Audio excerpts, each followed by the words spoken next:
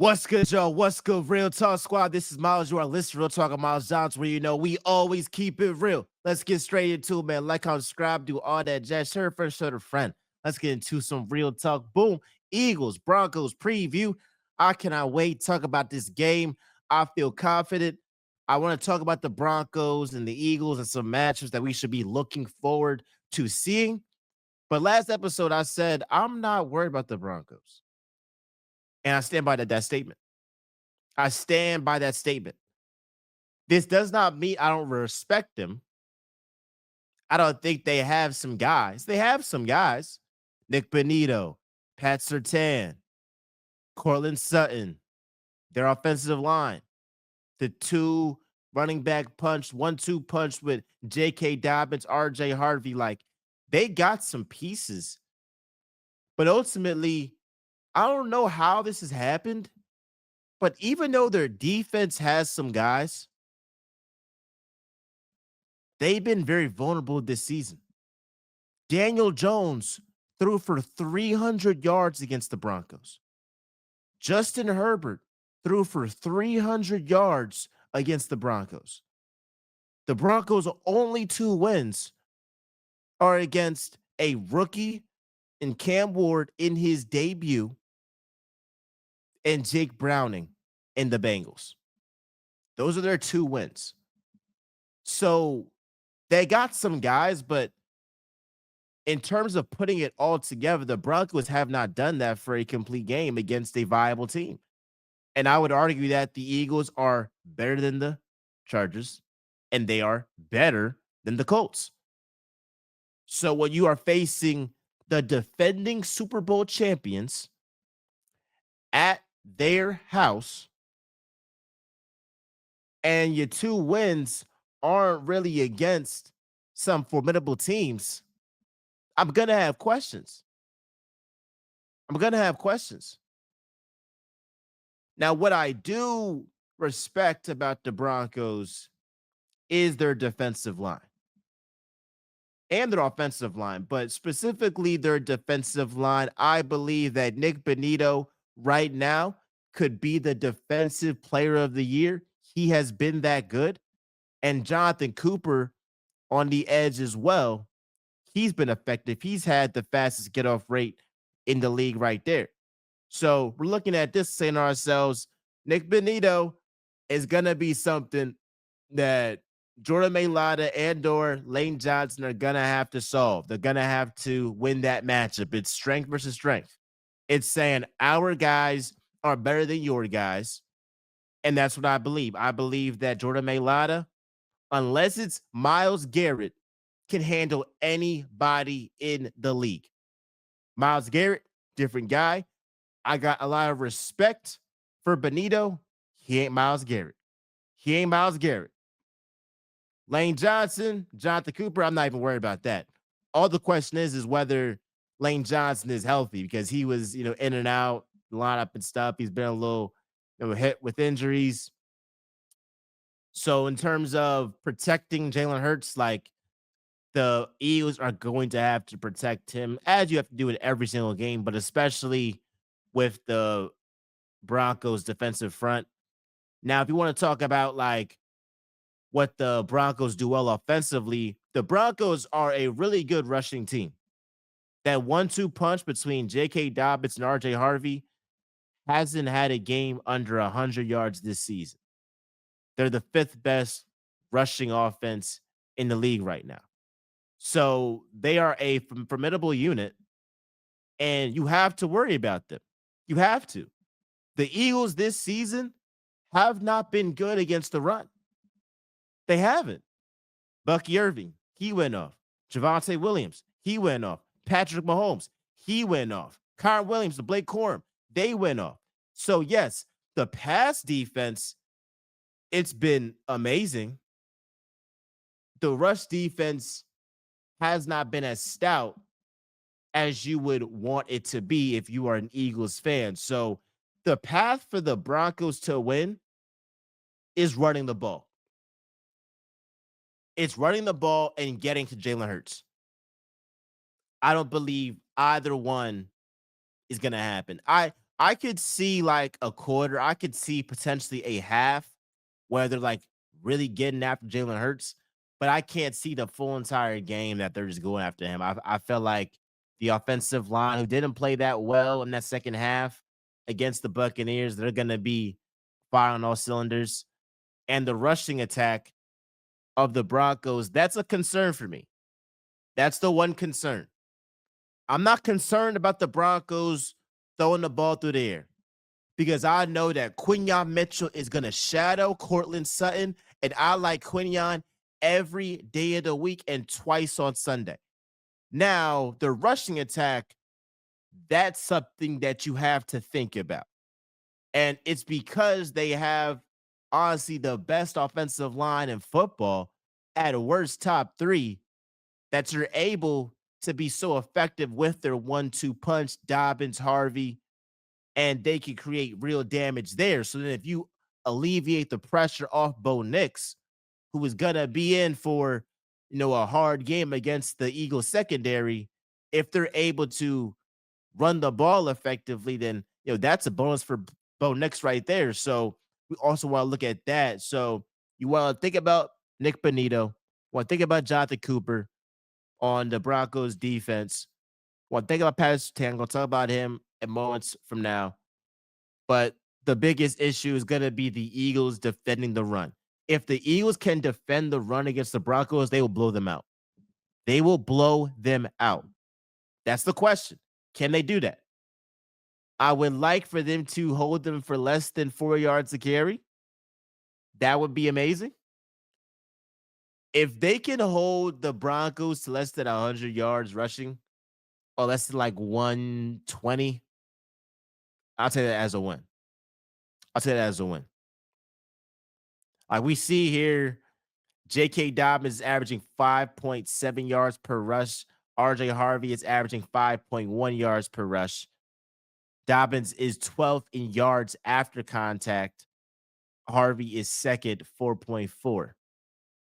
So again, the Eagles defense, they rank 20th in EPA per rush and have allowed 4.8 yards per rush. So they got to improve, right? They got to improve. And I do believe, talk about Nakobe Dean, I do believe that when you bring back Nakobe Dean, the run defense is going to be better. And I like Jahad Campbell a lot. And I believe that he deserves starting minutes. He deserves to play significant minutes on this Eagles team. He has earned that. He is that good. But we have to also note that without Nakobe Dean, the Eagles' run defense has been putrid. And Vic Fangio has a great problem in front of him because he has to figure out I have all these great players, Zach Bond, Jahad Campbell, Nakobe Dean. How do I use these guys in order to stop these opposing offenses? Because a lot of DCs will love the problem of having Zach Bond, Jahad Campbell, and Nakobe Dean. Most teams don't even have one of those guys. The Eagles got three guys, three studs, three dudes. So great problem to have. I expect Nakobe Dean to help that out. Obviously, he's not going to play against the Broncos, but looking forward to like the Giants, the Vikings, all of that. You want to see Nakobe Dean help the run defense out there. He's also come back from injury. We'll talk about that. But that's the one thing with the Broncos offense. And also, like, I want to see Quinyon Mitchell do to Cortland Sutton what he did to Emeka Ibuka, what he did to Chris Godwin. I mean, Quinyon Mitchell, like Vic Fangio said, is coming off his best game as a pro. He was phenomenal in that Buccaneers game. Talk about holding this, holding that. Dog, he's playing the game, dog. He's playing the game. Don't get mad because he's a second year guy and is already savvy like a vet in this league. He's legit. He's the goods. He's showing up, and I expect him to shadow Cortland Sutton and show him it's levels to this. It's levels to this. So, Cortland Sutton, I got you in fantasy, my brother. I am benching you because you're going to be in jail tomorrow afternoon. I'm sorry, brother. So that's what that is there. And then on the Eagles offense, like The Eagles offense, they got to turn up. And one of the biggest reasons why the Eagles offense has not been as explosive is because Cam Jurgens and Landon Dickerson have not played up to the level that we know they can play up to. Now, remember, in the playoffs last season, both of those guys were battling through injuries. So one could say, are they still battling through whether it was a back with Cam Jurgens, whether it's that knee? Well, we know that it's a knee with Landon Dickerson, but both these guys either aren't 100% or just simply not playing up to the level that we know they can play up to. So I really, really believe in Landon Dickerson and Cam Jurgens to improve. I hope that they can. The Eagles' Super Bowl aspirations are dependent on them being better than what they've been the past 4 games. But don't get it twisted. It's a reason why I said do not play Landon Dickerson week 1. Let him rest. He just injured his knee. The Eagles ain't listen. Some of these fans was saying play him. It doesn't matter. Play him. Play him. And now we're seeing LD's game drop a little bit because he's not 100%. And now y'all want to say, oh, let's just not play the guy. No, we're in the middle of the season now. Middle of the season now. I don't know. Now, granted, in October, the Eagles' schedule is not that hard. So I could buy this being the month that Landon Dickerson just rests up. But like, it's not sustainable. If he is not able to put his best foot out there because he's injured, you got to rest the guy. You got to. Cam Jurgens, are you injured or just not playing well? Think it's both. Think it's both. Because if Saquon Barkley is averaging like 2 yards per carry up through the middle, that's on the offensive line because we have not seen Saquon miss a step. We haven't. We haven't. Tyler Steen, are we missing Mekhi Becton? I think that I underestimated Mekhi Becton's value, his worth, because Tyler Steen is a step below him. He's a step below him. I still believe in Tyler Steen, but as of right now, Mekhi Becton's better.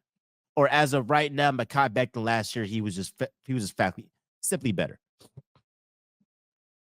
That's what that is there. So I love y'all. I appreciate y'all. Last thing with the offense, I want Jalen Hurts to attack Patrick Surtain. I sound crazy. I know I do. But I feel like it's going to send a message to say that we're not scared of nobody. Now, granted, I could be a dumbass and this could backfire. And let's just say Pat Surtain locks up A.J. Brown. But I have so much belief in A.J. Brown and man-to-man coverage that I don't care who the hell is up against him. I think he wins that matchup. And so if they want to shadow Pat Surtain on A.J. Brown, I look forward to A.J. Brown winning those matchups. I do. And this Broncos defense gave up 300 passing yards to Daniel Jones. They gave up 300 passing yards to Justin Herbert. And so you're also going to see Devontae Smith on Riley Moss. I think Riley Moss is a pretty good cornerback. He ain't better than Smitty. Smitty should win those matchups. And we've been talking a lot about A.J. Brown and feeding him the ball. But let's not act like Devontae Smith not being top 50 in receiving yards isn't also a crime, because it is. So you want to see both of those guys. And I believe that the passing game is going to be great because honestly, dog, if it looks bad, the link, as it should, will boo. So we need to get off running, have a good start. The Eagles have had a 100% success rate in the red zone, and they have won the turnover battle. That is why they have won these games of 4-0. It's not luck. That's what it is. If you are 100% in the red zone and you win the turnover battle, you are going to win more games than not. I love y'all. I appreciate y'all.